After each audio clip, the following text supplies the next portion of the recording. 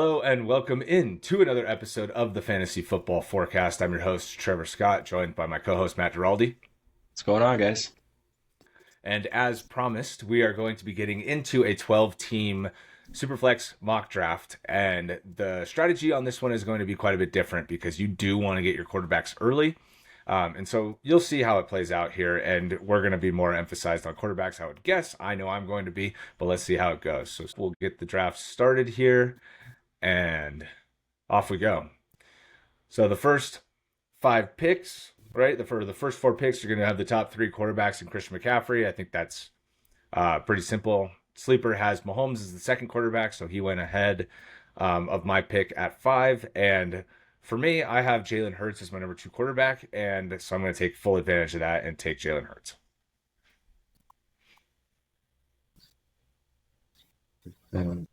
Ooh, interesting. I'm gonna go start off like I did last time and take the top wide receiver that I have on my board in Amon-Ra St. Brown. Paul Bijan. I know that hurts you. Oh, wow. Chase made it back to you. Never mind. Chase did make it back to me, but being a 12-team league and quarterbacks flying off the board, I'm gonna lock in who I have as my number 5 quarterback in Anthony Richardson. Oh, man. You should have gone Chase just to see how it went. I know. Jefferson, Chase, Lamb, Puka. Those are some good starts there. I like that. All right. And here, I'm going to take...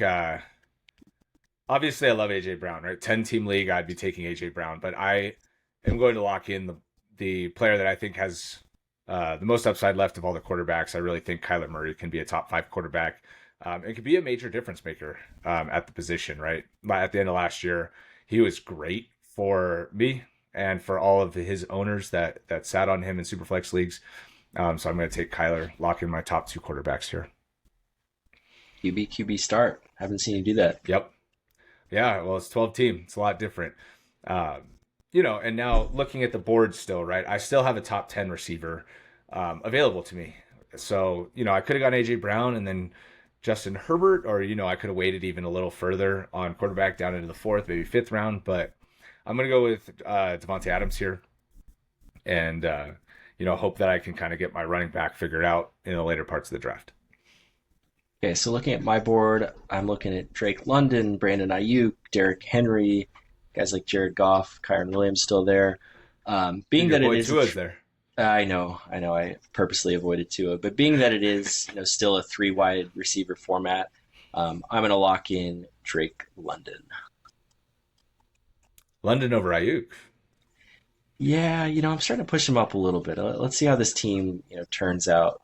And looking at the board Henry, again, Tua, and Goff. I know Goff off the board. That definitely hurts a little bit. But looking at the overall board, a handful have 2 QBs. So, I feel like if I do wait on quarterback here, I am taking a risk. But there are some very good players that I still like, Brandon Ayuk included. So I'm going to go ahead and lock in a very solid trio of wide receivers.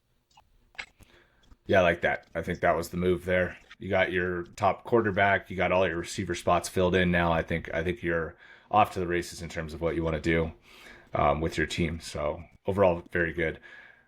Team 6 is one that I want to point your attention to because they don't have a quarterback yet. And so if you do decide to do this in 12-team leagues, take a look at how that team plays out in terms of what they do at quarterback because they're going to be hurting, I think. For me at this pick, this is pretty easy for me. Mike Evans is kind of in a tier of his own in terms of value for me. So I'm going to go ahead and lock in my second receiver with Mike Evans.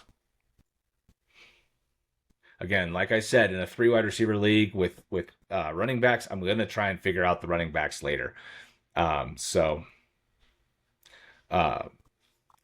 here, right, you're sitting at 12-team league and staring down Mark Andrews, who is obviously my number 3 tight end. I really like the value of him. And this makes me feel like I should play in more 12-team leagues because I never end up getting him in all of the 10-team mocks we've done. But I'm going to go ahead and just take the top player on my board there and lock in my tight end. Yeah, that's a great pick. I knew it. You were going to go with him here. And, I'm going to go with someone here that, we've talked about quite a bit and we're high on as well. And, we did a short on him this last week in James Cook. We saw when Joe Brady took over that offense, it really seemed to revolve around Cook. I don't have a running back, and he's someone that I feel comfortable with as my RB1 while still having, three top end receivers. Love that pick. Oh, look at Oh, Pitts and there goes to both Kincaid. tight ends. Yeah, I thought maybe you would go Kincaid. Just value there, but what are you gonna Yeah, do here Cook now? Cook made a lot of sense, and I think here I definitely want to lock in my second quarterback. I plan to take three quarterbacks in total, but going with someone like Anthony Richardson as my first QB is a little bit more of a high upside, potentially boomer bust type pick. And with someone like Matthew Stafford, I believe can be a little bit more of a floor play. So fill out the starting QB room as it is Superflex, and so far feel pretty good about this lineup. Yeah, and Stafford in the sixth round of a 12-team league. I mean, that's we talk about, you want to make sure you have your second quarterback by round six. We mentioned that in our last mock. And there's a good example of why, right? Like once you get into this range, you really don't want to start missing beyond Baker Mayfield, maybe. So I like the pick there.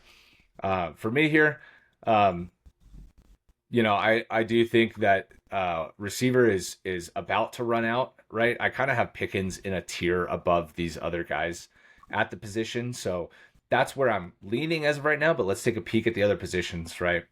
I could go Camaro, right? He could be very valuable. I don't have a running back yet, so that could be a direction I go in. And I'm not picking another quarterback yet. I already have my tight end. But I do want to fill in my third wide receiver spot before it drops off any further, and so I'm going to take George Pickens. Good And I'm pick. going to hope one of those running backs kind of falls to me in the seventh round here. So we got Kamara and Jones that went. DeAndre Swift, not somebody I was considering. I have Ramondre Stevenson, who I had ranked as my number 20 running back in the preview we did. I think he can, as long as he's healthy, he's going to outproduce these numbers here. He's going to get a lot more attempts than this. He should have more yards than that, assuming that he continues to keep the receiving game role that he had last year. So I'm going to get in on my first running back here in the seventh round with Ramondre Stevenson.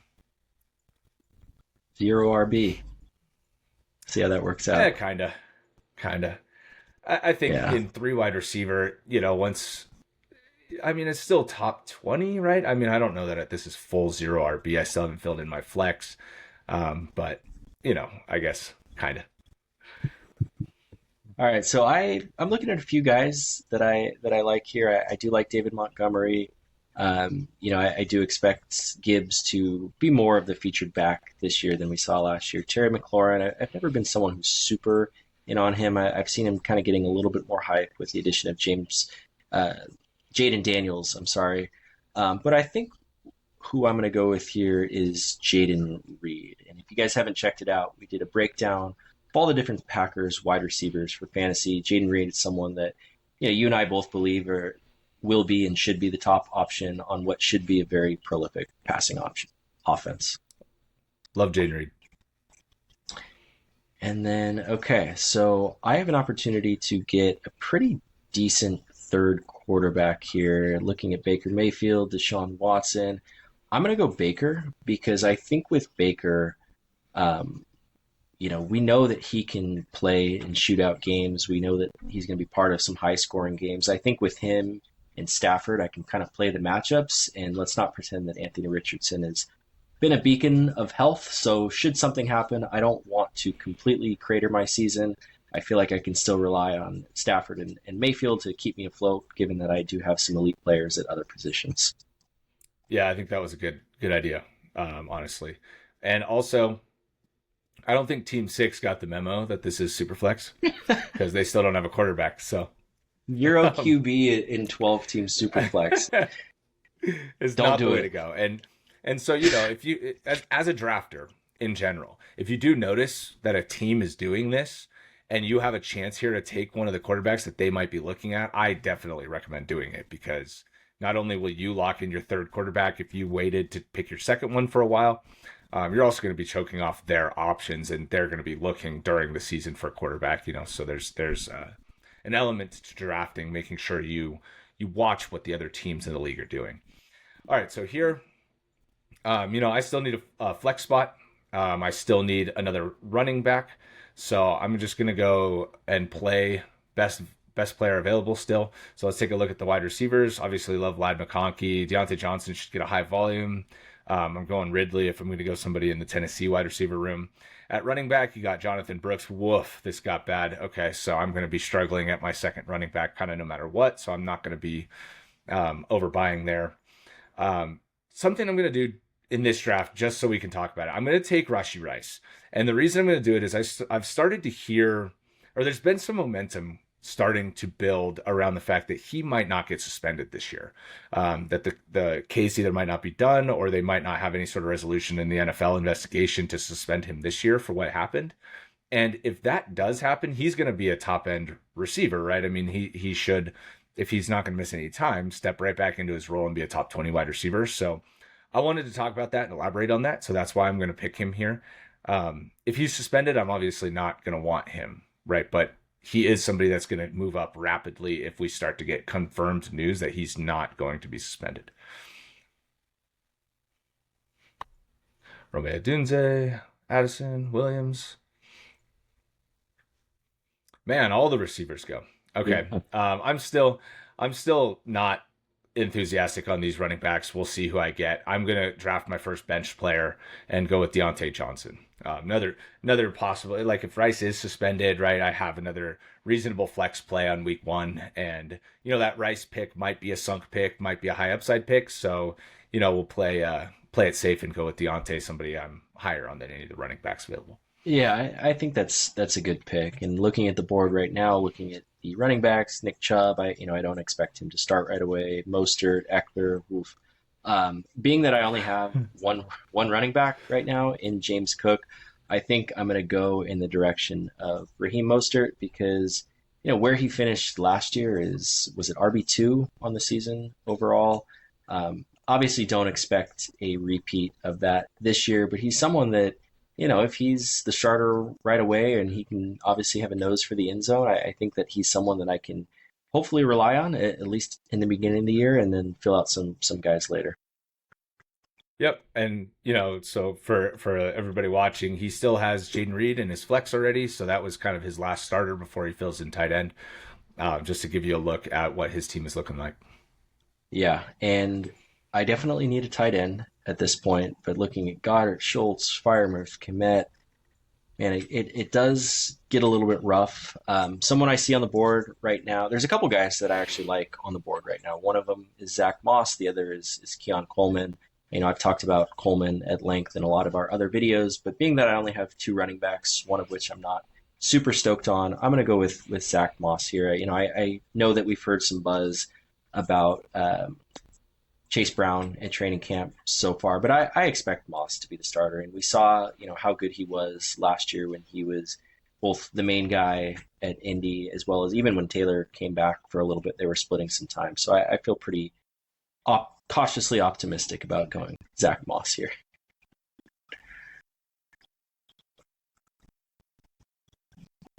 All right. Look at that.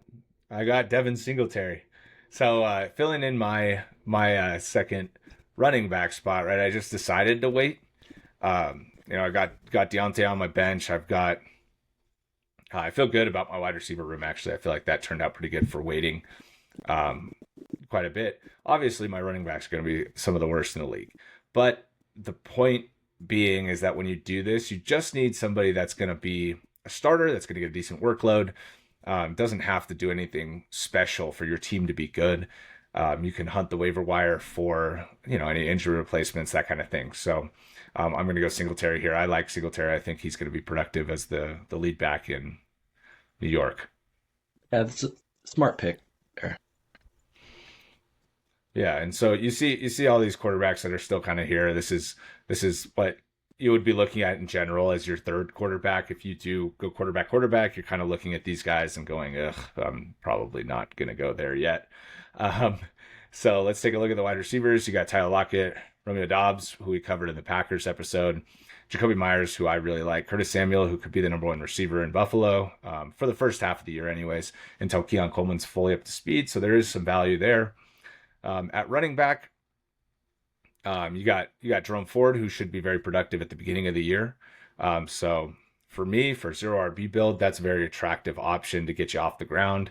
Um, some of these guys down here, not so much.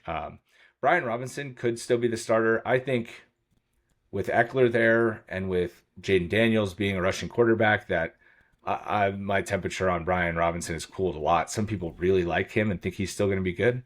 But I'm going to go in on Jerome Ford because I did go zero RB. I do think that he could be a starter and that he's going to be ranked well ahead of this in week 1. So I'm going to go there. Yeah, there goes Brian Robinson, Tyler Lockett. Okay.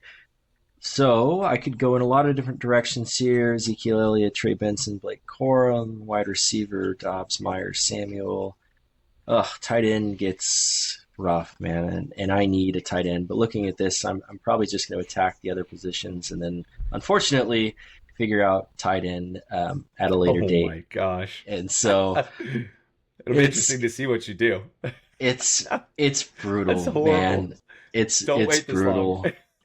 And for anyone watching, this is exactly why we mock draft, right? Like you don't want to be caught with your tail between your legs on draft day, 3 beers deep, and not have a tight end and just think that it's all going to be okay. Because I can assure you, it's not going to be okay at the tight end position. I'm probably going to have to make a trade, or I'm going to have to get lucky with somebody late. But the guy I'm going to go with here, another running back, Trey Benson.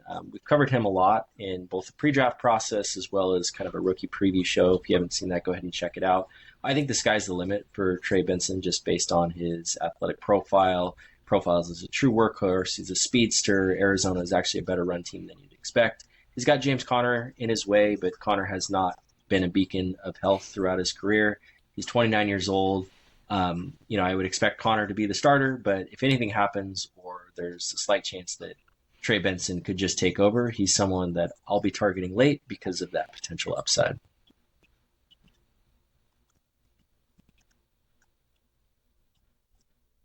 All right, there goes my guy Quorum, so I can get off my soapbox about that.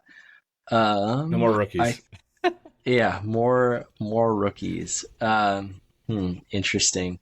Looking at tight end, you know, we talked a lot about the Packers pass catchers in our episode and how crowded of a wide receiver room that is.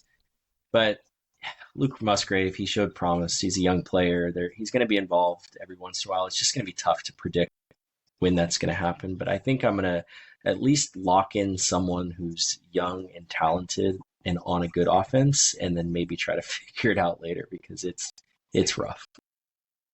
Yeah, that's tough to pick there. Yeah. Um, Unfortunately, the two guys that I was looking at, last pick at receiver, Jacoby Myers and Curtis Samuel, I would have really liked to get one of them. But unfortunately, that's not going to play out for me here. So at receiver, you got Khalil Shakir. He was okay last year for Buffalo, but I think he's probably going to be the number 3 most likely in the offense. So I'm not huge on picking him. Joshua Palmer is somebody I think that might be the number 1 outside option for the Chargers. I obviously expect Lad McConkey to be featured in a way that Palmer won't, but Palmer could step into that Mike Williams role, which he's had to do over the years with Williams getting hurt pretty consistently. And we've seen Palmer be decently productive. So that's probably where I would go at receiver. I do still need running back help. So, taking a look down here, Rico Dowdle is somebody that I think, he's not projected for a big number, but I think that as of right now, he could be the starter in Dallas. So, Zeke gets picked ahead of him, and maybe Zeke works on early downs more, but I expect Rico Dowdle to be involved, so I'm going to go here with this pick. And let's hope that Palmer was far enough down that he makes it back to me, something that isn't necessarily something you can bank on in real drafts, but that's what I'm going to do. So That worked out.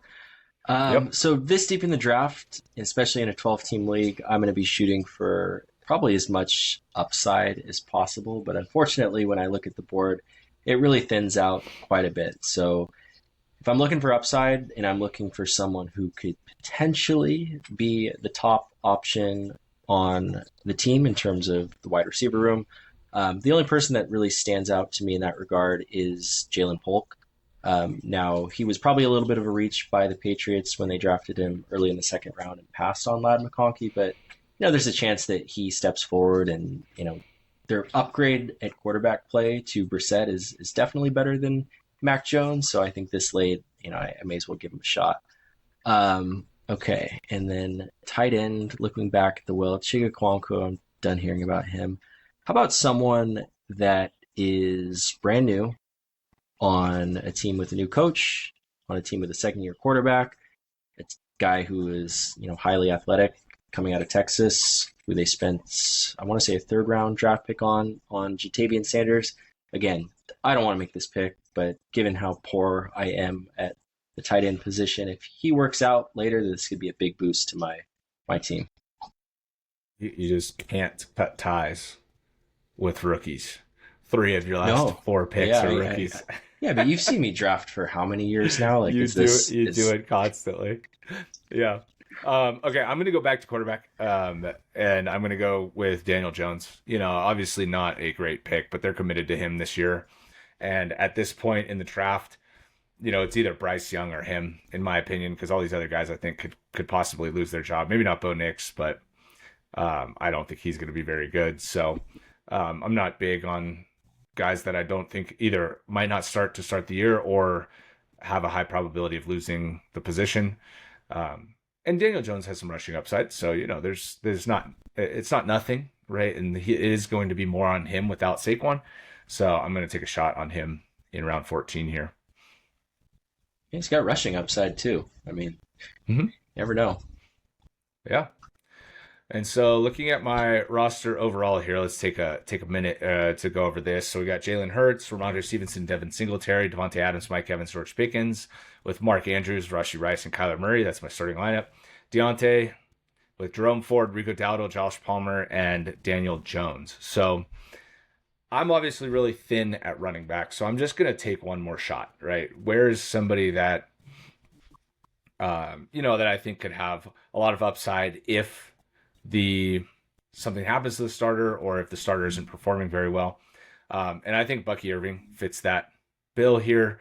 The passing game role for the Tampa Bay running back is what's valuable anyways, right? It's not exactly like Rashad White is lighting it up on the ground with his 3.5 yards a carry.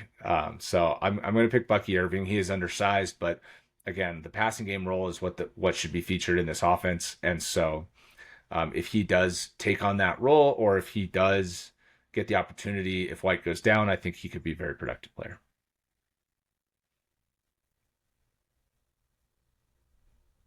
Cool. And last but not least, I guess here again, shooting for upside, I'm going to go with what could be one of the most valuable handcuffs in the game. And unfortunately, if something should happen to Christian McCaffrey, locking in Elijah Mitchell with the last pick here.